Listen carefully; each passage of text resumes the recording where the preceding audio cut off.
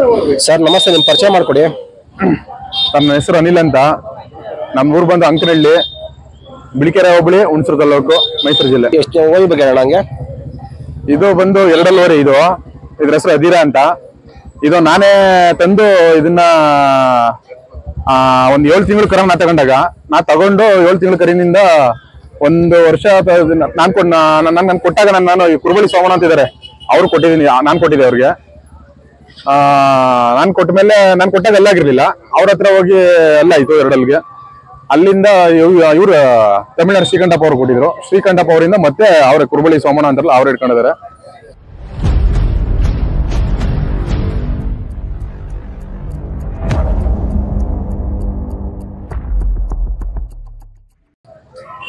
ಇದ್ರ ಹೆಸರು ಅಧೀರ ಅಂತ.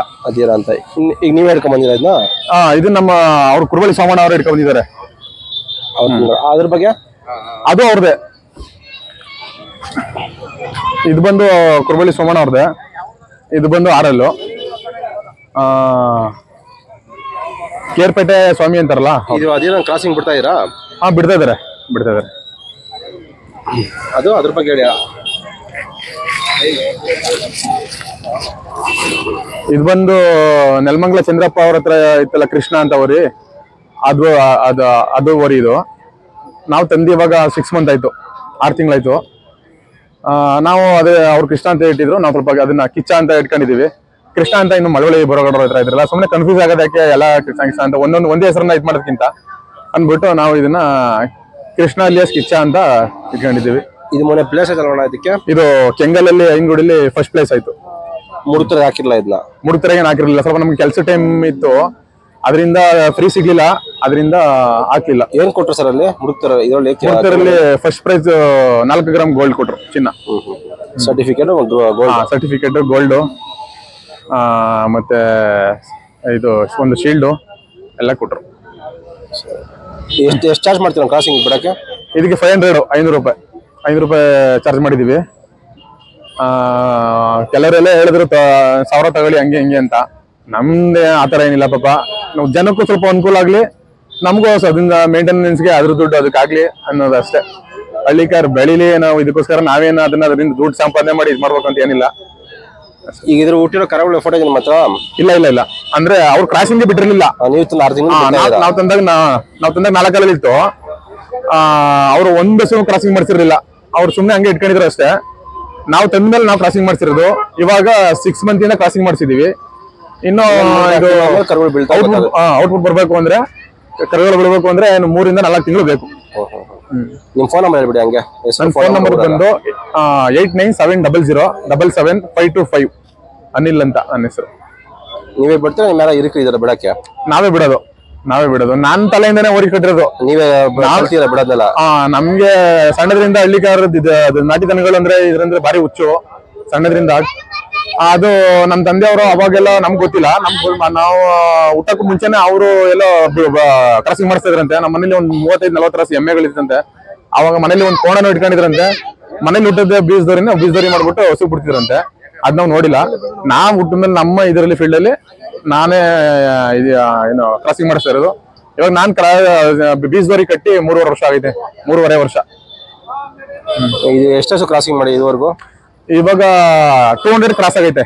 200 ಹಸುಗಳು ಕ್ರಾಸ್ ಮಾಡಿ ಮೈಸೂರು ಭಾಗದಲ್ಲಿ ಅಂದ್ರೆ ಸುತ್ತಮುತ್ತ ಮೈಸೂರು ಸುತ್ತ, ಶ್ರೀರಂಗಪಟ್ಟಣ, ಮತ್ತೆ ಚಾಮರಾಜನಗರ, ಈ ಹಾಸನ್ನು, ರಾಮನಾಥಪುರ, ಈ ಕಡೆ ಸೈಡ್ ದನಗಳೆಲ್ಲ ಕ್ರಾಸ್ ಮಾಡಿಸಿದ್ವಿ. ನಮ್ಮ ಈ ಕಡೆ ಜೈಪುರ, ನಮ್ಮ ಸುತ್ತಮುತ್ತಲು ಮೈಸೂರು ಸರೌಂಡಿಂಗು, ಆ ಕಡೆ ಎಲ್ಲ ಸುತ್ತಮುತ್ತಲೆಲ್ಲ ಹಸುಗಳು ಬಂದು ಆ ಕಡೆ ಕ್ರಾಸ್ ಮಾಡಿಸಿದ್ವಿ. ಹೊಸಬ್ರಿಗೆ ಓರಿ ಕಟ್ಟಬೇಕು ಅಂತ ಹೇಳ್ಕೊಡ್ತೀರಾ ನೀವು?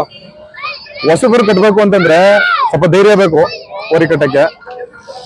ಸ್ವಲ್ಪ ಜಾಸ್ತಿ ಬೇರೆ ಮಾಮೂಲಿ ಓರಿ ಮೇಂಟೆನೆನ್ಸ್ಗೂ ಬೀಜದೋರಿ ಮೇಂಟೆನೆನ್ಸ್ಗೂ ತುಂಬಾ ಏನೋ ಡಿಫ್ರೆನ್ಸ್ ಐತೆ. ಏನಕ್ಕೆ ಅಂತಂದ್ರೆ ಇವು ಬೇರೆ ಓರಿ ತರ ಯಾವಾಗ್ಲೂ ಸಾಧು ಇರಲ್ಲ. ಇವು ಒನ್ ಟೈಮ್ ಸಾಧು ಇರುತ್ತೆ, ಚೆನ್ನಾಗಿರುತ್ತೆ. ಇನ್ನೊಂದ್ ಟೈಮ್ ಅಲ್ಲಿ ಅಗ್ರೆಸಿವ್ ಆಗ್ಬಿಡ್ತದೆ. ಒನ್ ಟೈಮ್ ನಲ್ಲಿ ಇದ್ದಿದ್ದ ಜ್ಞಾನ ಇನ್ನೊಂದ್ ಟೈಮ್ ಅಲ್ಲಿ ಇರಲ್ಲ. ಮತ್ತೆ ಈಗ ಸ್ವಲ್ಪ ಜಾಸ್ತಿ ಒತ್ತು ಕೊಟ್ಟು ಮೇಯಿಸ್ಬೇಕು. ಅಂದ್ರೆ ಸ್ವಲ್ಪ ಜಾಸ್ತಿ ಸುಮ್ನೆ ಕಾಟಾಚಾರಕ್ಕೆ ಕಟ್ಬಿಟ್ಟು ನಾನು ಬೀಜೋರಿ ಕಟ್ಬೇಕು ಅಂತ ಕಟ್ಬಿಟ್ಟು ಎಲ್ಲೋ ಹೋಗಿ ಬೇರೆ ಕೆಲಸ ಮಾಡೋದು ಆತರ ಇಲ್ಲ, ಯಾರಾದ್ರೂ ಒಬ್ರು ಇರ್ಲೇಬೇಕು ಇದ್ರ ಜೊತೆಲಿ, ಒಂದ್ ಆಳು ಇದಕ್ಕೆ ಇರ್ಲೇಬೇಕು ಇದು ಮೇಂಟೆನೆನ್ಸ್ಗೆ. ಅಲ್ಲ ಕ್ರಾಸಿಂಗ್ ಬೆಳಗ್ಗೆ ಸಾಯಂಕಾಲ 2 ಟೈಮ್ ಬಿಡ್ತಿಲ್ಲ, 1 ಟೈಮ್ ಮಾತ್ರ ಬಿಡ್ತೀರಾ? ಇಲ್ಲ, ಬೆಳಿಗ್ಗೆ ಸಂಜೆ 2 ಟೈಮ್ ಬಿಡ್ತೀವಿ, 2 ಟೈಮ್ ಕ್ರಾಸಿಂಗ್ ಮಾಡ್ತೀವಿ. ಮಧ್ಯಾಹ್ನ ಒಬ್ಬೊಬ್ರು ಅರ್ಜೆಂಟ್ ಆಗಿ ಹಣ ಬಂದ್ಬಿಟ್ಟಿದ್ವಿ, ಹಿಂಗೆ ನಾವು ಬೆಳಿಗ್ಗೆ ಒಂದ್ 10 ಗಂಟೆಲಿ ಬಿಟ್ಟಿದ್ವಿ, ಬರೋದ್ ಲೇಟ್ ಆಯ್ತು ಹಿಂಗೆ ಅಣ್ಣ ಅಂತಂದ್ರೆ ರಿಕ್ವೆಸ್ಟ್ ಮಾಡ್ಕೊತಾರೆ ಪಾಪ. ನಾವೆಲ್ಲ ಯಾರಿಗೂ ನಮ್ ಇಲ್ಲಿ ತನಕ ನಾವು ಬಂದವ್ರಿಗೆ ಒಬ್ರು ಆತರ ವಾಪಸ್ ಕಳಿಸಿಲ್ಲ, ಬಿಟ್ಕೊಡ್ತೀವಿ. ಯಾವ್ದು ರಿಪೀಟ್ ಆಗಿ ಹಣ ಹೋಗ್ಲಿ ಅದರ ಅದೇ ಅಣ್ಣ ರಿಪೀಟ್ ಆಗೇ ಆಯ್ತವೆ. ಯಾವ ರಿಪೀಟ್ ಆಗದೆ ಇರೋ ರಿಪೀಟ್ ಹಸು ಬರ್ದೇ ಇರೋದು ಓರಿನೇ ಇಲ್ಲ.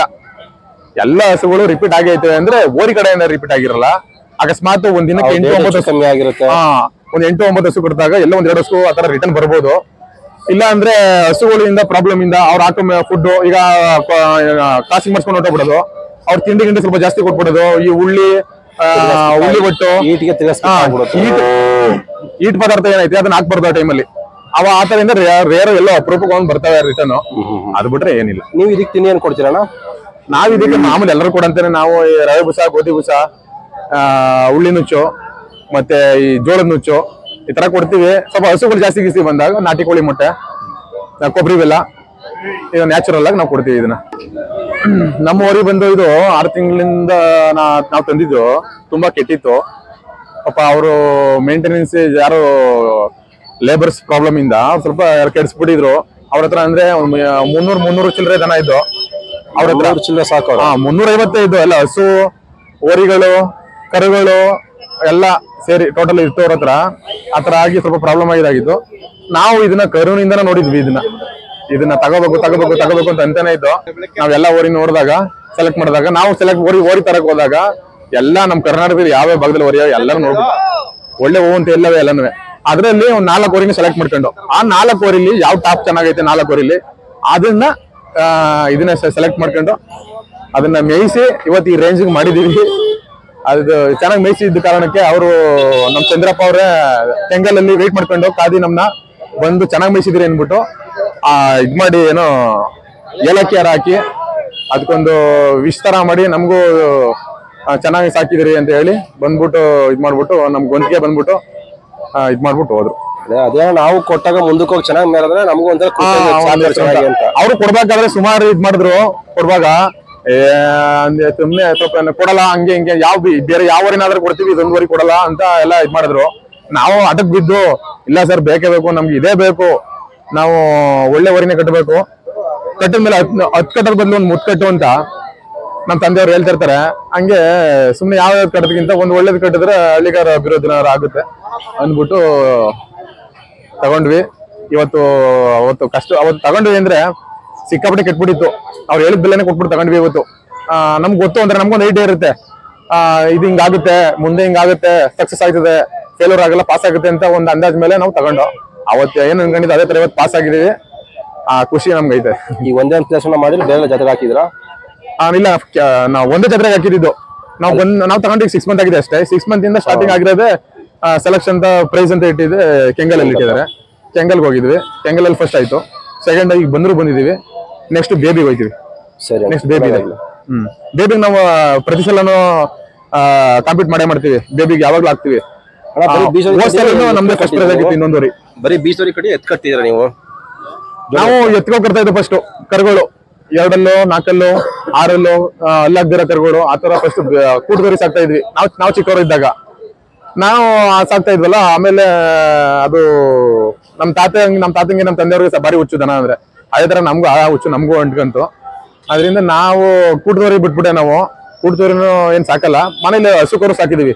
ನಾಟಿ ಹಸುಗಳು ಇವಾಗ 3 ಹಸು ನಾಟಿ ತಗೊಂಡಿದೀವಿ. ನಮ್ಗೆ ಇನ್ನು ಎತ್ಕಟ್ಬೇಕು ಅಂತ ಏನ್ ಅನಿಸ್ತಿಲ್ಲ. ಬೀಜದವರಿ ಕಟ್ಟಿದೀವಿ. ಪಕ್ಕದಲ್ಲಿ ಹಸುಗಳನ್ನ ತಗೊಂಡು ಕರು ಹುಟ್ಟಿಸಿ ಸ್ವಲ್ಪ ಇನ್ನೂ ಹಳ್ಳಿಗಾರ ಇಂಪ್ರೂವ್ ಮಾಡೋಣ ಅಂತ ಹಸುಕರು ಹಸುಗಳು ಸಾಕಿದೀವಿ. ಎಷ್ಟು ಸಾಕಿದ್ರಾ? 3 ಹಸುಗಳು ಐತೆ. 1 ಕಡಸು, 2 ಹಸುಕರು ನಾಟಿ ಹಸುಗಳು ತಗೊಂಡಿದೀವಿ. ಸರಿ, ಸಾಕ್ತಾ ಇದೆ.